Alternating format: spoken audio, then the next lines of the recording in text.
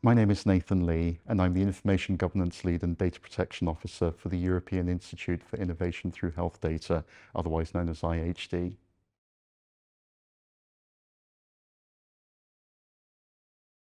So we've managed to complete our data management plan for the project. This is a required deliverable for all European Commission funded projects that outlines, broadly speaking, what data needs to be collected, how it's going to be protected, and how we're going to make it findable, accessible, interoperable, and reusable for future research reuse as the project proceeds and comes to an end. These are known as the FAIR principles, and this is an important milestone for all projects to outline their plans very early on. The DMP, or Data Management Plan itself, is something that's been deployed for over a decade now, and it's starting to evolve a little bit as projects see requirements around sustainability and further work, but also we're reviewing it for the incoming Artificial Intelligence Act as well, which has a big focus on data quality, data bias and representation as well.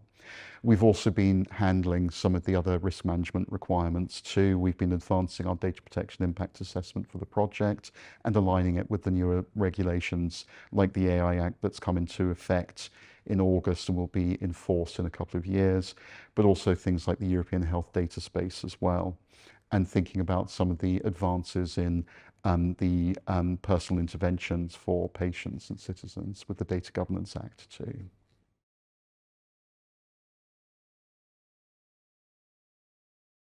I think a lot of these areas, especially around risk management, require that projects have a good sense of what they're trying to achieve early on. And it's been a pleasure to work with iBeCHANGE on this in particular, because the mission is clear, the passion is there, and the idea of what kind of data needs to be used and processed to achieve the goals of the project have been fairly well defined, better defined than a lot of initiatives, because there's a clear focus on what we need to do. But it's always hard to tease out the nuance of that data and how sensitive it might be, how unprotected it needs to be, and so forth, which is why we do the risk assessments. And given that iBeCHANGE is looking at things from a behavioural change perspective, we're looking at much more personal nuances and experiences of the participants, of the citizenry, to be able to achieve that. So a challenge is to make sure that not only do we achieve a high level of data quality and data protection, but also in terms of the interventions that we develop, because they have to be true to the experience of the individual as well. And that can make it more challenging to reach that standard, but it's an important goal, it's an important component to achieve. Otherwise, you don't have the trustworthiness, you don't have the engagement that you need with the citizenry and their carers as well.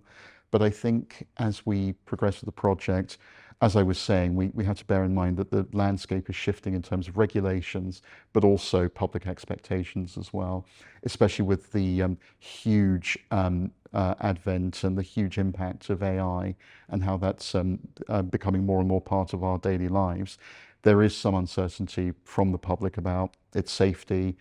its appropriateness, and its effectiveness as well. And in exploring this with iBeCHANGE, we're managing this with the shifting sands of the regulatory requirements too, which is why, as a project, I see that we're being proactive in saying, okay, the game is changing, and we need to be able to adapt, and policy needs to adapt with that as well, in terms of not only data capture and use, but also the provision of services and care as well. So we've got a keen eye on that from the regulatory perspective too.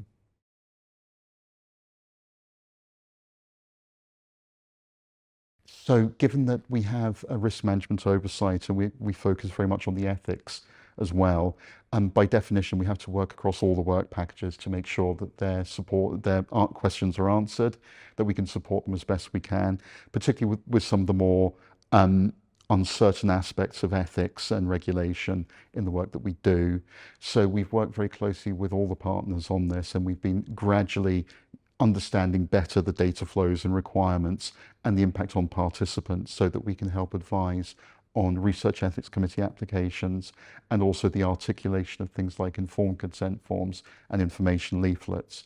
But we also need to look at the technical aspects too on the ground as the work is developing. So it's not just the study planning and the protocol development, but we've also been working with the technical partners to help guide them where they need some assistance with regards how their technology works and how the requirements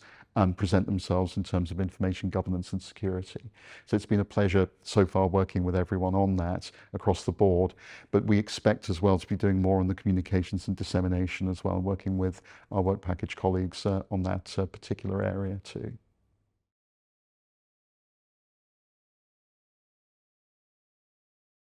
So the next one will be publishing our information governance framework, which will include a lot of the materials I've referred to, including the data protection impact assessment, but also proposals on how we meet the forthcoming regulations in more detail. So we're going to be looking at things like data quality readiness assessments, as well as the compliance with the AI Act. So with that and the European Health Data Space work, we want to be able to demonstrate a case in point in preparation for the arrival of those regulations. Now, a lot of the AI Act is focused on product development and market impact and assessment moving forward, much like a medical device might be. So we're going to look at those aspects and ensure there's some degree of readiness from the outset to achieve those goals as well. And in the next year, a lot of that planning will be prepared in the deliverable and in the forthcoming deliverables thereafter. But we're taking the view that this will end up being some kind of medical device, which there's an existing regulation. And it may well be the case that in terms of further work and sustainability and doing further studies into the impact on behaviour change, we'll need to meet those kinds of certification requirements. So it's really important to bed it in now. Otherwise, we have to go back and unstitch all the good work we've done to be able to demonstrate that it's effective and safe and marketable in the future. But externally, we're also keeping a close eye on what's happening, not just in Europe, but around the world as well. So the deployment of AI systems and interventions in America, in the Far East and the Middle East. Everyone is looking at these kinds of interventions and have been for a while, but only now are we seeing there's a huge paradigm shift in terms of outreach, given that digital interventions, digital technology pervades more and more of the population. But on the flip side of that, it doesn't reach everyone. And we have to be mindful of that as well in terms of harder to reach communities, in terms of different cohorts and different demographics. We're going to be learning quite a lot about that. And we want to make sure that the regulatory requirements are interpreted in a way that includes their concerns as well, especially around fairness, bias and impact, which the AI Act has started to highlight more and more as what should be business as usual. But up to now hasn't been quite so much, because assuring data quality and then understanding bias in data is quite difficult. And up until the AI Act, it wasn't quite so required and quite so important in terms of assessment and assurance. So now we're in a position whereby we can make it far more representative in that sense, but also understand that where there's bias, what we do with that in the technical solution as well, and to be open and transparent about that moving forward.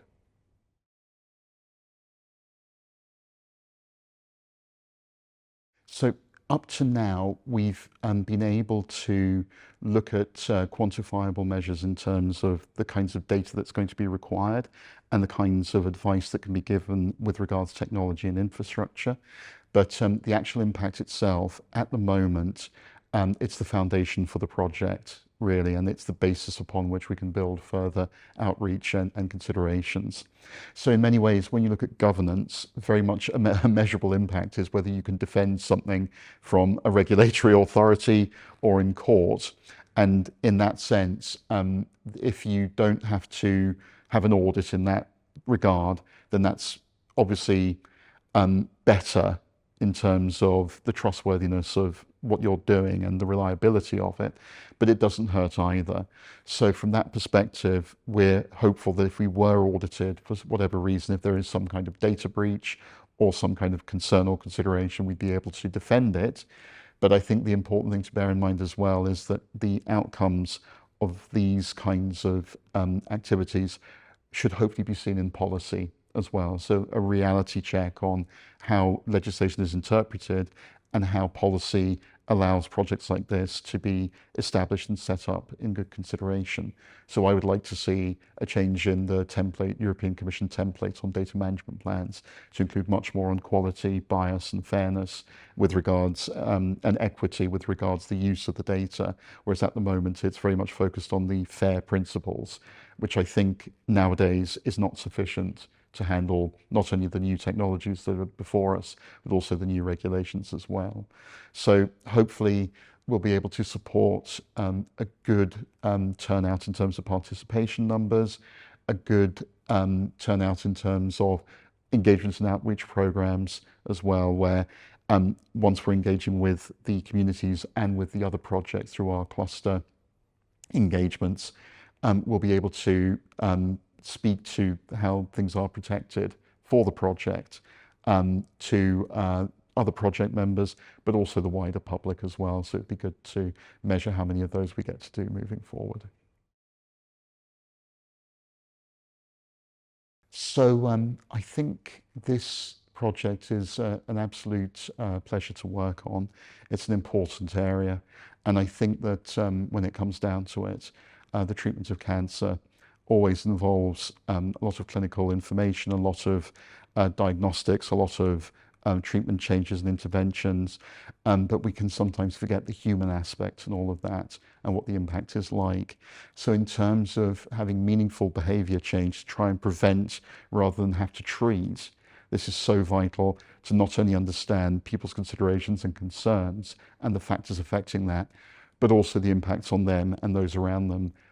as treatment is undertaken. So I'm really hopeful that we can have an open and honest discussion about the kinds of insights that we need to make this work properly.